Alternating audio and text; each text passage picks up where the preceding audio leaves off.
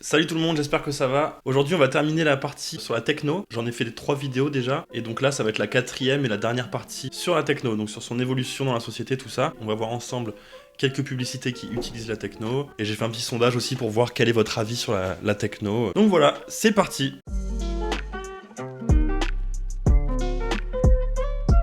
Alors on peut facilement remarquer que les musiques électroniques et en particulier la techno, elles ont mis quand même pas mal de temps avant de se démocratiser et de rentrer dans la culture populaire. Ça fait maintenant quelques années qu'on entend la techno un peu partout dans notre quotidien, que ce soit dans les médias ou sur les ondes de radio, etc. Et c'en est même devenu une référence pour toute une génération. Alors c'est pas nouveau, la musique est très importante pour les jeunes. Et donc ça les marques elles l'ont bien compris et c'est pourquoi elles vont l'utiliser beaucoup pour capter l'attention des gens qui les entendent. Donc ils vont utiliser des codes auxquels les jeunes sont habitués, qu'ils apprécient. Comme ça, ils pourront encore plus facilement capter leur attention. Alors, on peut remarquer que les grandes marques, elles utilisent souvent des sons qui passent à la radio, qui passent en boîte de nuit, tout ça. En fait, les marques, elles suivent la mode, en gros. On va parler vite fait des DJ français. Les plus célèbres, on va dire, ont tous quasiment participé à de la publicité avec leur musique. J'ai par exemple David Guetta, Bob Sinclair, Justice ou encore C2C. Il y en a même certains qui ont composé directement des musiques qui seront dédiées à des publicités et vraiment que pour ça, comme la track Alphabet de David Guetta, pour la pub de la Renault Twizy.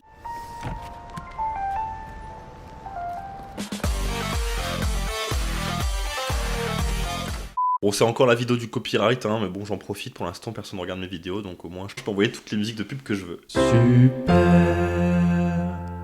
Alors pour revenir un peu sur la musique électronique, pour se rappeler un peu de comment c'est fait, bon je pense que tout le monde le sait, mais les musiques électroniques elles sont bien généralement faites avec des outils technologiques. Et on va utiliser des ordinateurs, des synthétiseurs, plein de trucs comme ça qui sont vraiment des outils technologiques. Et c'est d'ailleurs pourquoi on va souvent associer la musique électronique ou la techno aux nouvelles technologies, au futur ou un truc un peu avant-gardiste. Alors la notion de BPM, donc c'est le battement par minute, c'est donc la vitesse d'une musique en gros, c'est très important parce que la techno elle a un rythme élevé qui peut aller on va dire en gros de 120 à 140 pour parler de la techno un peu mainstream. Et ça, les communicants qui travaillent pour les grandes marques, ils kiffent parce que c'est symbole de dynamisme et d'énergie et tout ça. Et donc, un des premiers secteurs à avoir utilisé ce style de musique pour des publicités, c'est le secteur de l'automobile avec la publicité de Citroën de la DS3 qui était en 2011, je crois. Donc voilà, le secteur automobile, c'est un des premiers qui a utilisé ça, parce que voilà, nouvelle voiture, nouvelles fonctions, plus technologique, plus sécurité, c'est le futur, enfin voilà, on essaie toujours de montrer un peu cette image. Donc le secteur de l'automobile, c'est les premiers, mais après, il y a d'autres secteurs qui vont suivre un peu le mouvement.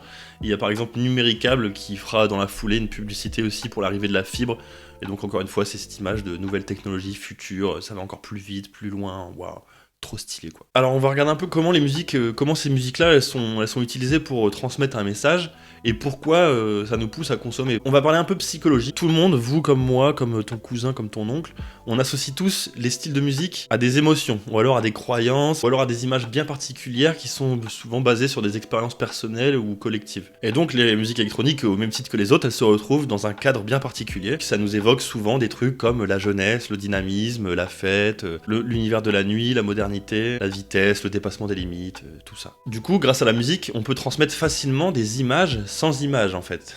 C'est un peu sympa comme façon de le dire finalement. Et c'est d'autant plus pertinent quand on sait que la musique, c'est dans beaucoup de cas la seule chose que le consommateur il va percevoir. Il y a des fois où on fait la vaisselle, il y a la télé qui tourne, on entend juste le son de la pub, ou alors en voiture, enfin il y a beaucoup de cas où on a accès que au son parce qu'on est occupé ou parce que c'est la radio, voilà. Alors je me suis posé un petit peu une question dans ce mémoire, c'était de savoir si le mouvement techno il était en perte de vitesse ou en accélération. Alors le constat il est pas compliqué à faire de se dire que les marques elles voudront toujours toucher les jeunes en fonction de leurs besoins bien sûr. Alors j'ai dit un petit peu avant que les publicitaires ils devaient utiliser un peu les mêmes codes que leurs cibles, que ce soit jeunes, vieux, enfin peu importe. Ils doivent utiliser les mêmes codes qu'eux pour les toucher et que le consommateur s'identifie un maximum au produit ou à la publicité. Donc la pub elle est obligée de se calquer sur les modes et les tendances. Et donc en partant de cette stratégie, on peut se dire que tant que les jeunes écouteront de la techno, et ben dans la publicité on aura de la techno. Alors on peut plutôt s'imaginer que c'est le mouvement techno en lui-même qui risque de s'essouffler avant la publicité. Hein. Franchement, côté publicité, faut pas compter là-dessus, les mecs ils vont jamais rien lâcher. En haut, en haut, en haut. Oui, alors voilà donc les plusieurs échantillons de gazon. Alors on peut déjà remarquer au niveau de l'aspect engagé du mouvement que le mouvement techno il a perdu en vigueur. Alors certes à Paris on peut avoir plus facilement accès à des soirées techno tout ça, et dans de meilleures conditions qu'avant. Seulement voilà, les jeunesses technoïdes sont quand même toujours en quête de messages quelque part. Alors évidemment l'esprit de la techno aujourd'hui il a plus forcément le même côté contestataire qu'à l'époque des premières raves et de l'after du Pont de Tolbiac tout ça. Mais il faut quand même pas oublier que dans la plupart des grosses villes européennes, on trouve quasiment aucun week-end dans l'année sans événement techno. Je parle évidemment en temps hors Covid, hein, il faut imaginer une année classique. Et le constat, il est aussi simple à faire du côté des festivals estivaux. Festival estivo, ça claque non? Parce que leur programmation, on peut regarder la programmation de Dour, des Vieilles Charrues ou de Rock en Scène, il y a quasiment la moitié c'est des artistes techno quoi. Ils ont une énorme place pour la musique électronique. Alors j'avais parlé aussi de la notion de non-propriété des morceaux, encore dans une autre vidéo, comme quoi chaque morceau à chaque fois pouvait être récupéré, remixé, machin, il n'y avait pas vraiment ce truc de propriété privée comme dans d'autres styles de musique, et c'est aussi ça qui va être très bénéfique au mouvement, parce que ça va permettre la création de nouveaux styles. Les styles de musique techno, ils vont se diviser ou se multiplier, ça dépend comment on voit la chose, mais tous les jours, il y a des nouveaux styles qui naissent, et ça va être très bénéfique au mouvement, et qui fait qu'il va pas s'arrêter, il va se transformer et évoluer, en fait. Donc je vais passer maintenant au petit questionnaire. J'avais fait un petit questionnaire sur Google Doc pour poser des questions un peu sur le mouvement techno.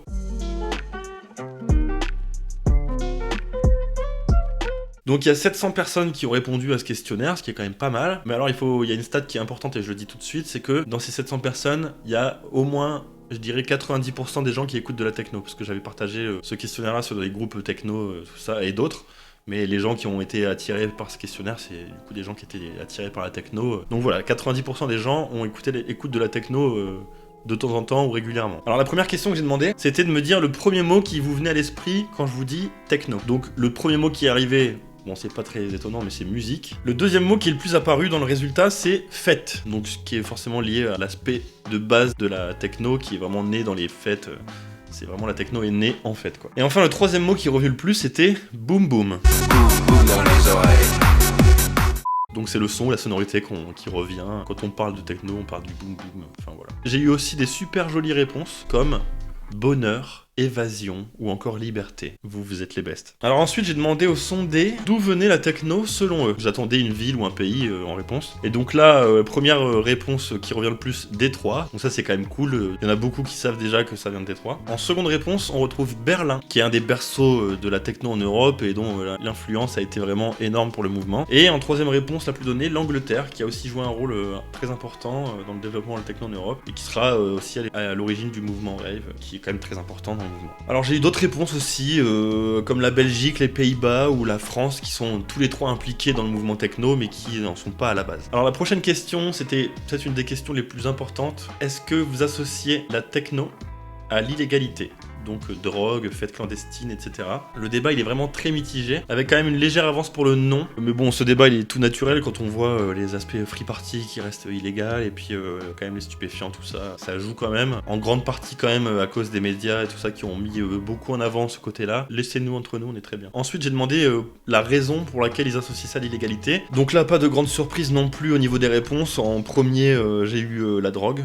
En deuxième, la free party. Et en troisième, j'ai trouvé la contre-culture, qui exprime beaucoup le désir de se différencier de la société, de braver les interdits, et donc ainsi finalement se marginaliser, et donc ce qui va conduire un peu à ce truc d'exclusion, et donc un peu d'illégalité si on tire le trait du truc quoi. Alors j'ai noté également des réponses de certains sondés qui m'ont paru intéressantes, comme par exemple une personne qui raconte qu'elle a découvert la techno et son univers dans l'illégalité, et donc je me suis particulièrement reconnu dans cette anecdote, parce que moi-même j'ai fait mes premières expériences avec le milieu techno, c'était en free party quand j'étais en Picardie. Donc voilà, ça m'a fait sourire parce que ça m'a rappelé ce truc-là. Alors pour la question suivante, j'ai demandé qui selon vous représentait le mieux le mouvement techno. Donc j'attendais une personne, un événement, un label, voilà. Qui pour vous représente le mieux la techno? Vous pouvez me dire aussi vous en commentaire toutes les réponses aux questions que je pose, vous pouvez me les dire en commentaire pour voir si ça colle un peu avec la moyenne. Donc la réponse la plus donnée, c'était Laurent Garnier, qui est donc le pionnier et le papa de la techno en France, comme j'ai dit dans une autre vidéo encore, que des placements d'autres vidéos, hein, allez-y, hein, putain. Donc en France, Laurent Garnier c'est clairement le plus connu, je pense, même des générations un peu plus au-dessus. Alors en seconde réponse, j'ai eu Jeff Miles, qui est également un des précurseurs du mouvement techno, mais aux États-Unis lui par contre. Il est vraiment considéré comme le maestro de la techno et il inspire la plupart des artistes aujourd'hui. La troisième réponse qui est le plus revenue, c'est Underground Resistance, qui est le label dont faisait partie Jeff Miles. Donc ce label-là représente vraiment l'origine du mouvement avec d'autres mecs comme Juan Atkins, Robert Hood. Alors le top 3 là des réponses, il est quand même plutôt logique.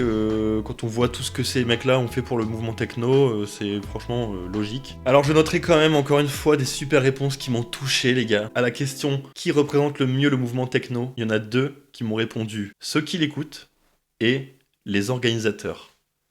Cœur sur vous là les gars, ceux qui ont répondu ça. Alors j'ai ensuite orienté mes questions un peu plus techno et publicité, et donc j'ai demandé si vous trouviez que la techno était une musique efficace en publicité. Et donc là, le résultat du camembert, 55-45, donc oui à 55%, donc débat mitigé, même si le oui est quand même devant. Et donc dans le prolongement de cette question-là, j'ai demandé aux personnes s'ils pouvaient me donner le nom d'une publicité avec de la techno. Donc là je vais vous montrer un peu après les quelques trucs qui sont revenus et que moi j'ai trouvé aussi. On va voir un peu si vous vous souvenez de ces publicités-là et si votre cerveau et votre oreille avaient retenu ces publicités ou l'artiste, ou voilà, ça va être intéressant je pense. Alors ensuite j'ai posé une question encore intéressante, je kiffe bien. Est-ce qu'une publicité avec de la techno, selon vous, capte plus votre attention? Et là c'est quand même assez flagrant, il y a 65% vous pensez que oui. Alors je l'ai moi-même remarqué avec une pub Garnier pour du shampoing, et ils utilisaient la musique de Boston Bun, qui est un putain de classique en techno. Et donc j'étais pas devant l'écran, mais quand j'ai entendu la musique, je me suis penché comme ça pour regarder d'où ça venait, qui passait Boston Bun comme ça à la télé quoi. Et c'est à ce moment-là je me suis dit putain ils m'ont eu quoi. Alors j'ai posé la même question à des gens qui sont d'une autre génération, donc des gens de 40-50 ans. Et donc là visiblement ça a pas du tout le même effet, c'est bien moins attirant pour eux, donc mais ce qui est plutôt logique on va dire. Chacun réagit vraiment aux publicités en fonction de ses affinités musicales ou culturelles. Prochaine question, j'ai posé donc la même question que je me suis posée dans le mémoire. Selon vous, le mouvement techno est-il en perte de vitesse ou en accélération? Et là, c'est une tollée. Vous pensez à 80% qu'il est encore en phase d'accélération. Alors, je pense que c'est en partie grâce aux clubs et aux festivals, puisque même les festivals généralistes, ils proposent de la musique techno et tout ça. Et ce que j'ai expliqué avant, les styles de son qui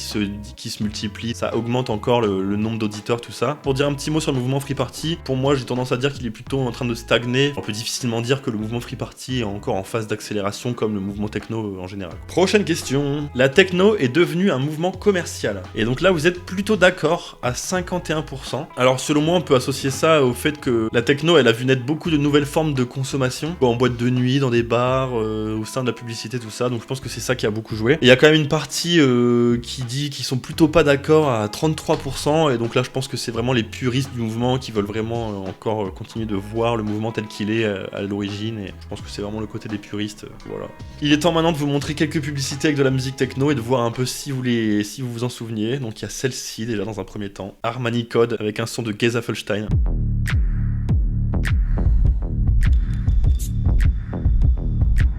Oh là là, waouh, quel homme. Il sent trop bon, il a du parfum, Armani, Codo, Profumo. Voilà, la Citroën DS3, donc comme j'en ai parlé, c'était une des premières qui arrivait avec de la musique comme ça, électro un peu.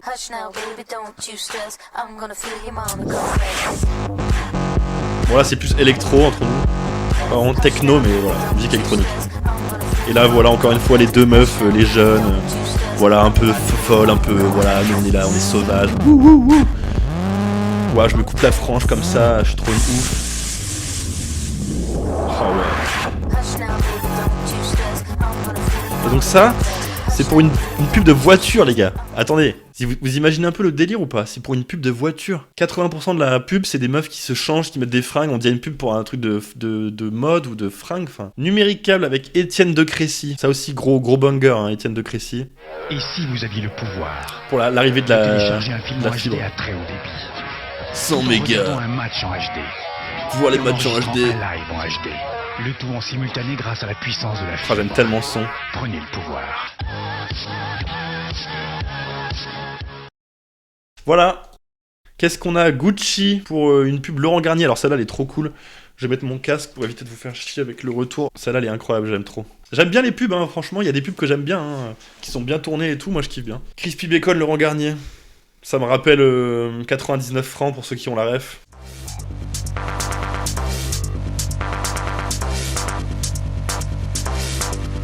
Pour le coup, cette pub, elle est vraiment jolie.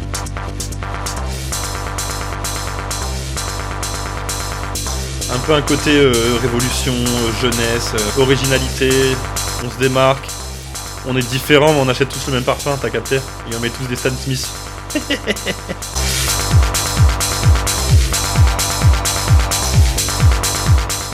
Voilà, et enfin Garnier, donc celle dont je vous ai parlé avec la musique de Boston Bun. Au lieu de Ah, presser c'est tes ça. points noirs, presse plutôt le tube. Pur Actif 3 en 1 charbon de Garnier. Enrichi en charbon actif et acide salicylique. Un produit, 3 usages. Un produit, Nettoyant, 3 exfoliant usages. ou masque. Waouh, tu les vois ces 3 usages? C'est la fin de cette vidéo, j'espère que vous aurez kiffé, voilà, on aura passé un bon petit moment je pense ensemble. Pensez à vous abonner si la vidéo vous a plu, et puis ça permet aussi de sauver les petits ours polaires trop mignons, ça, je vous jure ça les aide. Si vous mettez un pouce bleu, ça protège la planète des chutes de météorites aussi, donc ça c'est quand même pas mal cool. Questions, remarques, critiques, suggestions en commentaire, on connaît. Et puis je vous mets mon Instagram aussi, voilà, la totale. En attendant je vous dis à la semaine prochaine, et salut.